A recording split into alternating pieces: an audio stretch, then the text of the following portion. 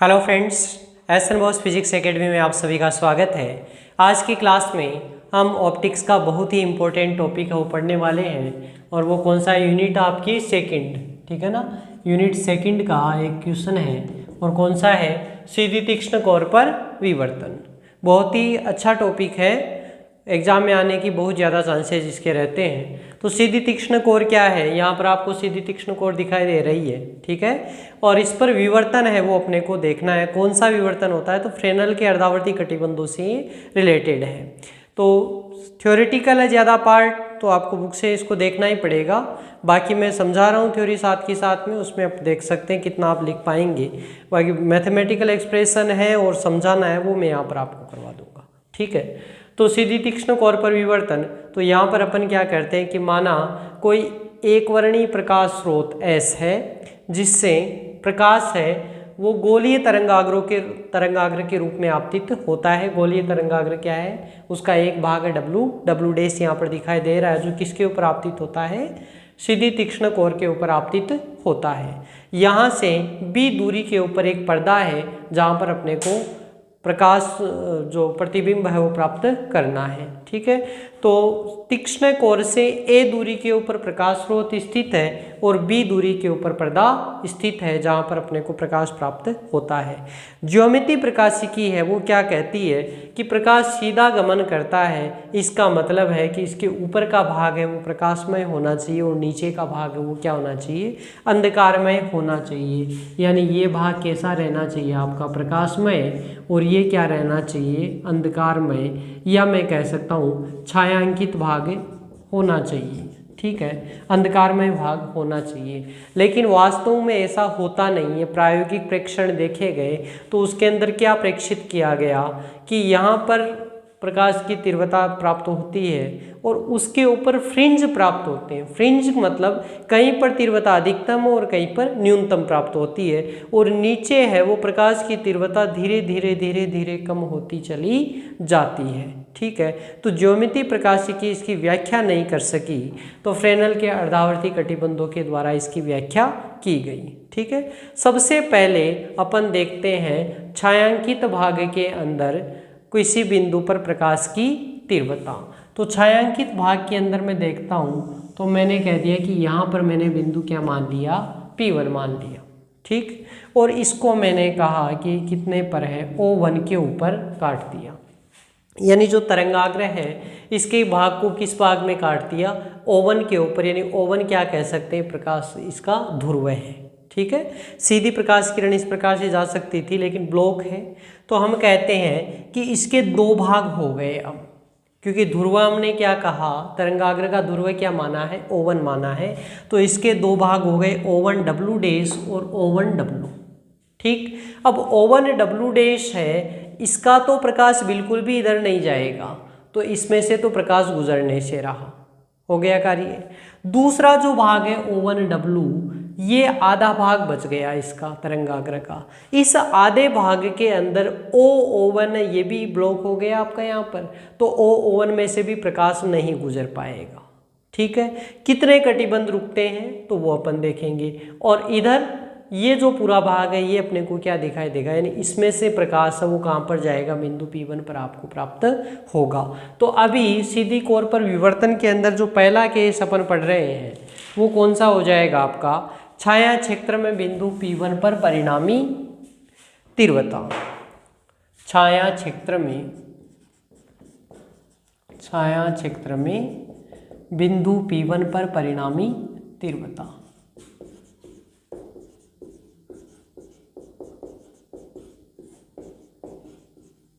Theory मैंने इसकी बताई थी, क्या लिखना है इसके अंदर से, कि माना इसके लिए जो ध्रुव है, तरंगाग्र का ध्रुव है क्या है, O1 है। इसके दो भाग हो गए, O1W डैश और O1W। तो इस भाग से कोई प्रकाश यहाँ पर नहीं पहुँचेगा, और इसके अंदर से O1 है वो क्या करता है, ब्लॉक करता है।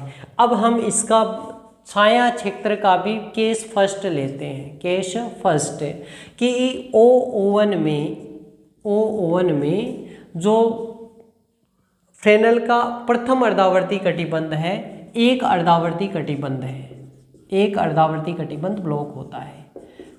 एक O1 में फ्रेनेल में एक अर्धावर्ती कटिबंध स्थित है, ठीक है ना, एक अर्धावर्ती कटिबंध स्थित है। अगर एक अर्धावर्ती कटिबंध स्थित होगा तो इसका परिणामी आयाम कितना हो जाएगा, क्योंकि हम तो बात तो क्या करेंगे, परिणामी आयाम की बात करेंगे। तो E बराबर, देखो ओवरऑल होता क्या है, E01 minus E02 plus E03। भाई आधा भाग कट हो गया, लेकिन आधे भाग के लिए तो पूरा ही कार्य होगा ना, तो यहाँ पर E0 ये प्लस माइनस है, ये चलता रहेगा, ठीक है। अब आपने कहा कि यहाँ पर E01 है, ये तो किसके कारण हो गया, ब्लॉक हो गया। अब ब्लॉक हो गया तो ये मान तो क्या हो गया आपका, कट गया।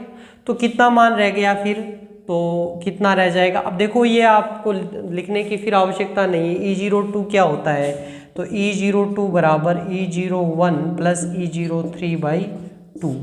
ये आपको आई होप आता होगा, नहीं आता है तो फ्रेनेल के अर्धावर्ती कटिबंध वाला देखिए, समझ में आ जाएगा, ठीक है। तो E01 प्लस E03/2 ये मान जब आप रखेंगे और आगे के सारे आएंगे ही पूरे, तो आगे के कैंसिल होते चले जाएंगे, बच जाएगा कितना, माइनस का E01/2, ये मान इसका बच जाएगा, ठीक है। अब ये मान जब बच जाएगा तो इसका परिणामी तीव्रता कितनी आ गई, E की कितना आ गया, E बराबर माइनस का E01/2। और इसमें ये तो आयाम आ गया, मुझे क्या चाहिए, तीव्रता चाहिए। तो I बराबर होता है, मुझे पता है E² होता है, तो कितना मान बच गया, E01²/4। ये मान अपने को प्राप्त हो गया, ठीक है। ये कब कंडीशन थी, जब O01 में एक अर्धावर्ती कटिबंध स्थित था। मैं कहता हूं कि एक नहीं है, दो है, दो अर्धावर्ती कटिबंध स्थित है। यहाँ तक क्लियर हो गया ना, दो अर्धावर्ती कटिबंध स्थित है। तो दो अर्धावर्ती कटिबंध स्थित होने पर क्या स्थिति हो जाएगी आपकी,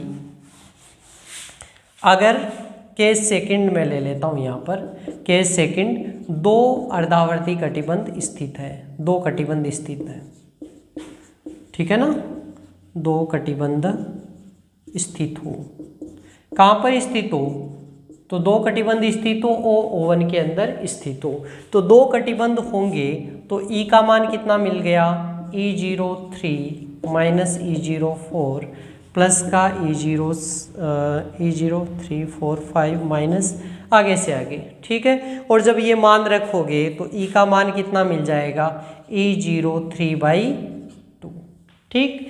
और तीव्रता कितनी हो जाएगी, तो I बराबर E03²/4।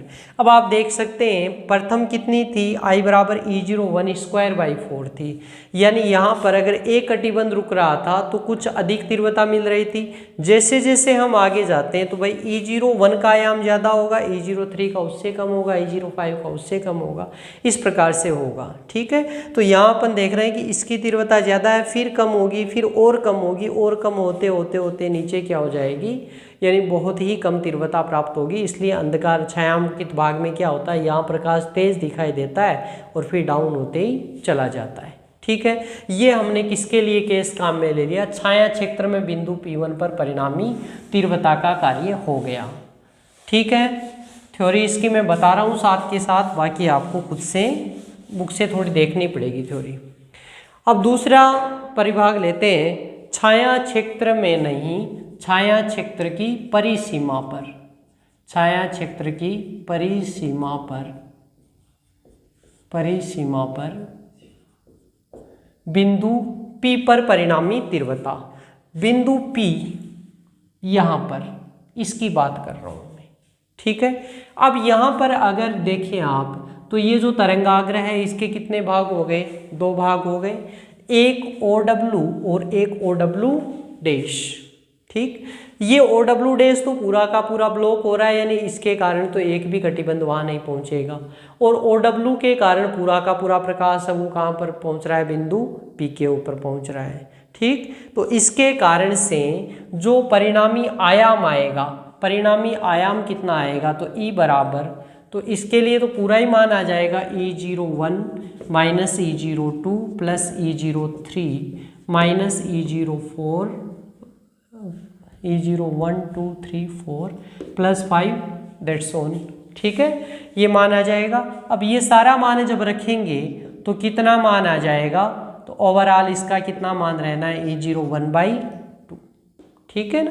और E01/2 तो I कितना हो जाएगा, तो E01²/4, ये हमारे पास में क्या हो जाएगा, इसका मान हो जाएगा। ठीक है ना, ये मान कहाँ पर होगा, बिंदु P पर परिणामी आयाम का मान है वो प्राप्त हो जाएगा। ओके, अब इसके ये किस पर आ गया, छाया क्षेत्र की परिसीमा पर। ये दूसरा केसेज हो गया आपका कि छाया क्षेत्र की परिसीमा पर स्थित परिणामी तीव्रता। ठीक है ना, और तीसरा केस, जो तीसरा केस है वो क्या है आपका, प्रकाशमय क्षेत्र। तो प्रकाशमय क्षेत्र में स्थित बिंदु P पर तीव्रता, तो प्रकाशमय क्षेत्र में बिंदु P2 पर तीव्रता। प्रकाशमय क्षेत्र की बात करें तो ये अपने को मान यहाँ पर प्राप्त हो जाएगा P2 के ऊपर। ठीक है ना, तो P2 पर तीव्रता जब ज्ञात करें तो अब देखो यहाँ पर मैंने कह दिया कि इसका मान क्या है, O डैश। तो ध्रुव क्या हो गया, अब O डैश हो गया, यानी हमारा तरंगाग्र है वो किन किन भागों में हो गया, O डैश W और O डैश W डैश के अंदर विभक्त हो गया। आ गया ना ध्यान में, O डैश W और O डैश W डैश दो भागों में विभक्त हो गया। तो दो भागों में जब विभक्त हो गया तो पिछली बार क्या हो रहा था, इधर ब्लॉक हो रहा था, अब इस बार डबल मिल रहा है आपको। भाई यहाँ पर पिछली बार अपना यहाँ से ब्लॉक हो रहा था, अब हम कह रहे हैं कि नहीं देखो ब्लॉक नहीं हो रहा, ये एक्स्ट्रा मिल रहा है। ठीक है, तो यहाँ पर एक के कारण तो पूरा मिल रहा है प्रकाश, और दूसरे के कारण क्या मिल रहा है, ओ डैश में से जितने कटिबंध गुजरेंगे वो इसका क्या हो जाएगा, बेनिफिट हो जाएगा। ठीक है, तो हम कहते हैं कि इस अवस्था के अंदर जो प्रकाश तरंगाग्र का ध्रुव है वो क्या है, O डैश है, और तरंगाग्र के दो भाग O डैश W व O डैश W डैश है, जिसके अंदर O डैश W से हमें पूरा प्रकाश प्राप्त होता है। अतः O डैश W से प्राप्त प्रकाश का आयाम, प्रकाश का आयाम, भाई इससे तो पूरा ही है, तो इससे तो कितना हो जाएगा, E01/2, पूरा आप लिखेंगे तो E01/2 हो जाएगा। ठीक है ना, E01 minus E02 plus E03 लिखेंगे तो ये मान हो गया।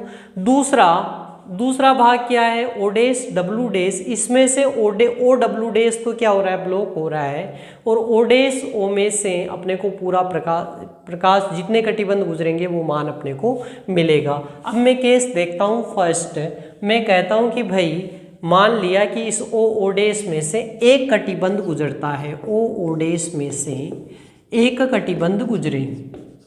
ठीक है, एक कटिबंध गुजरे, एक कटिबंध गुजरे तो मान कितना हो जाएगा, तो देखो E01/2 तो ऑलरेडी है पहले से, प्लस एक कटिबंध कितना मिल गया, E01, तो परिणामी आयाम क्या हो गया, 3/2 E01।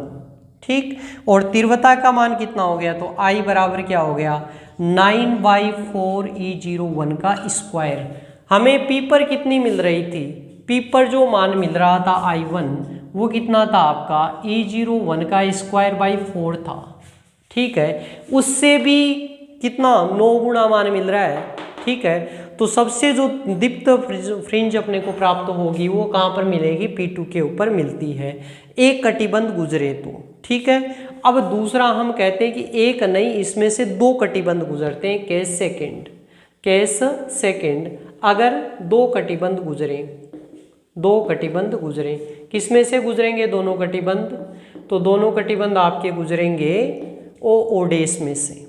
ठीक, दो कटिबंध गुजरे तो मान कितना हो जाएगा, तो हम कह सकते हैं भाई मान जो आपका रहेगा E बराबर E01/2, ये तो पहले से फिक्स है, इतना तो इसका है, इसमें से तो कोई छेड़छाड़ नहीं होगी। अब कितना है, तो प्लस का E01 और माइनस का E02। ठीक है, तो ये जो मान होगा तो E01/2 तो इसमें कैंसिल हो गया, और दूसरा मान इसका कितना, E03/2। ठीक है, तो मान कितना हो गया, E01/2, हाँ आधा तो इसका कट हो गया ना, तो आधा इसका कट हो गया, आधा इसका शेष रहा, तो E01 कह सकते हैं ना अपन भाई, आधा तो ये है, आधा इसका शेष रह जाएगा, E02 तो हाफ ही काट करती है ना इसका, तो E01 और माइनस का E03/2 ऐसा अपन लिख सकते हैं। तो ये आप देखेंगे तो इससे तो ये कंपैरिजन में क्या होगा, आपको माइनस हो रहा है इसमें से आधा, और मैं मानूं कि फर्स्ट सेकंड थर्ड ये तीनों क्या मिल रहे हैं, सेम मिल रहे हैं, तो इससे क्या होगा, ये कम मिलेगा अपेक्षाकृत। ठीक है, तो कम मिलेगा तो हम कहते हैं कि इसका जो मान है वो कितना प्राप्त हो जाएगा। अब ये E01 माइनस E03/2, या मैं कह सकता हूँ ऊपरी में एक्सट्रीमेट ये भी कितना हो जाएगा E01/2, और इसका E01/2 अगर मैं मान लेता हूँ तो ये तीव्रता भी कितनी हो जाएगी, I बराबर कितनी हो जाएगी, I1/4 या E01 का स्क्वायर बाई 4, ये मान अपने को मिल जाएगा। ठीक है, तो ये भी क्या है भाई, इससे तो जो फर्स्ट केस था इससे तो क्या है, ये कमी है। ठीक है, तो हम कहते हैं कि ये उच्चिष्ट है, तो ये क्या है, निम्निष्ठ है, ऐसा हम कहेंगे। इसके बाद में हम कहें कि 2 नहीं 3 कटिबंध गुजरे, कितने कटिबंध गुजरे, 3 कटिबंध गुजरे, तो 3 तो E01/2 माइनस E02 और प्लस का E03, 3 गुजर गए। ठीक है ना, तो 3 गुजर गए, तो देखो E01/2 और E03/2 ये 2 तो कैंसिल हो गए। पिछली बार माइनस मिल रहा था, इस बार क्या मिल जाएगा आपको, प्लस मिल जाएगा। ठीक है ना, तो E01 प्लस E03/2 ये ज़्यादा तो होगा, मतलब ये जो मान मिल गया आपको, ठीक है ना, 3 के कारण E01/2 ये तो आपका इसके कारण था, और ये 3 कटिबंध इसके गुजर गए, तो 2 तो मैंने कहा एक भाग तो इसका कैंसिल कर दो, E03/2 है वो क्या हो जाएगा, बढ़ जाएगा। ठीक है, अब ये बढ़ गया मान, और इसके कारण मान कितना मिलेगा अपने को, तो ये जो मान है ये इससे कम मिलेगा, लेकिन सेकंड से क्या मिलेगा, ज़्यादा मिलेगा। ठीक है, और मैं कह सकता हूँ कि इसका जो मान रहेगा E01 प्लस E03/2 का होल स्क्वायर, ऐसा मैं इसके लिए कह सकता हूँ। तो ये क्या हो जाएगा, द्वितीयक उच्चिष्ट हो जाएगा। तो देखो ये प्रथम उच्चिष्ट था प्रकाशमय क्षेत्र में, के सेकंड वाला प्रथम निम्निष्ठ था, ये फिर उच्चिष्ट आ गया, फिर निम्निष्ठ आएगा, फिर उच्चिष्ट आएगा, तो ये फ्रिंज कहाँ प्राप्त होते हैं, आपके इस क्षेत्र में प्राप्त होते हैं। ठीक है ना, तो इस प्रकार से हमने देखा कि जो मान है वो आपके इधर जो है ब्लॉक के कारण से कम प्राप्त होंगे, इधर एवरेज इस पर I1 प्राप्त होगा, और इसमें क्या होंगे, फ्रिंज रूप प्राप्त होंगे। ठीक है ना, इधर देखो छायांकित भाग वाला मैं दोबारा से आपको एक बार और रिवाइज करवा देता हूँ, उसमें अपन वैसे भी लिख सकते हैं छायांकित भाग के लिए। ये मैथमेटिकल इतना ही पार्ट है इसका, बाकी सारा जो मैंने बोला है आपको समझाया है वो सारा डिटो लिखना है कॉपी में। तो अगर ऐसे समझ में आ गया तो उसके अनुसार लिख सकते हैं, बेटर है एक बार आप देख लेंगे तो थ्योरी अच्छे से लिख पाएंगे। ठीक है ना, तो देखना छायांकित भाग वाला जब मैंने बताया था तो उसमें मैंने कहा था केस फर्स्ट में क्या, केस फर्स्ट छायांकित भाग, छायांकित भाग या छाया क्षेत्र में, तो केस फर्स्ट में हमने कहा था कि एक कटिबंध गुजरे, एक कटिबंध गुजरे, तो एक कटिबंध गुजरे तो हमने कहा कि इसके अंदर से भाई एक तो पूरा ब्लॉक ही है, केवल एक कटिबंध गुजरे। ठीक है ना, तो उसके कारण अच्छा ये छायांकित भाग में ये वाला तो E01/2 था ये आपका, और एक कटिबंध गुजर रहा है तो E01/2 एक कटिबंध इसमें था, यानी ब्लॉक हो गया एक कटिबंध इसका, भाई ओ इसके लिए ध्रुव क्या था, ये था, तो एक कटिबंध ब्लॉक हो गया, तो ई परिणामी क्या था E02/2, E02 प्लस का E03 माइनस का E04 प्लस का E05 ऐसा था। ठीक है ना, तो इसके लिए इसका मान कितना रहा, तो इसका मैंने आपको बताया था माइनस का E01/2, यही मान बताया था ना, या इसको आप माइनस का E02/2 भी कह सकते हैं, दोनों ही बात है, बुक में आपको ऐसा मिल सकता है माइनस का E02/2। ठीक है ना, तो इसका जो तीव्रता हो जाएगा वो कितना हो जाएगा E02 का स्क्वायर बाई 4, या मैं कह सकता हूँ E01 का स्क्वायर बाई 4, इसको मैं I2/4 भी कह सकता हूँ, समझ गए ना, क्योंकि देखो पहला, दूसरा और तीसरा ये लगभग क्या होते हैं, प्रारंभिक आयाम में तो लगभग समान प्राप्त होते हैं, ठीक है ना, ऐसा अपन मान सकते हैं। तो छायांकित के लिए अगर बुक में I2/4 दे रखा है तो वो भी गलत नहीं है, वो भी सही है। और अगर इसको कोई I1/4 लिखता है तो भी उसका गलत मान्य नहीं होगा, दोनों ही ठीक है, ठीक है ना। आई होप आपको क्लियर हो गया होगा। अब इसका डायग्राम से रिप्रेजेंटेशन करना पड़ता है कि किस प्रकार से ये तीव्रता है वो अपने को प्राप्त होती है। तो वो डायग्राम से रिप्रेजेंटेशन अपन और इसकी देख लेते हैं। ये अपना डायग्राम हो गया I वर्सेस X। 3 भाग थे, बिंदु P, P1, P2, ठीक है। P2 किस में था, प्रकाशमय भाग, और P1 किस में था, छायांकित या अंधकारमय, छाया क्षेत्र या अंधकारमय भाग। P कहाँ पर था, बॉर्डर लाइन के ऊपर था। तो हमने देखा था कि बॉर्डर लाइन पर पहला मान मिलता है I1/4, ठीक है जी। अब इसके लिए I2/4 था, I3/4 इधर मिल जाएगा। इधर जो मान रहेगा प्रथम उच्चिष्ट, तो 9/4 I1, ये मान मिल रहा था ना आपको, ठीक है। फिर हमने कहा था निम्निष्ठ है, फिर इसका उच्चिष्ट E01 + E03/2 का होल स्क्वायर, फिर निम्निष्ठ, फिर उच्चिष्ट, ठीक है। तो ये हमारा किसके लिए आता है, आपका ये जो डायग्राम बनता है, इंटेंसिटी, तीव्रता और एक्स विस्थापन, यानी कितने कटिबंध उसमें से गुजरते हैं, ठीक।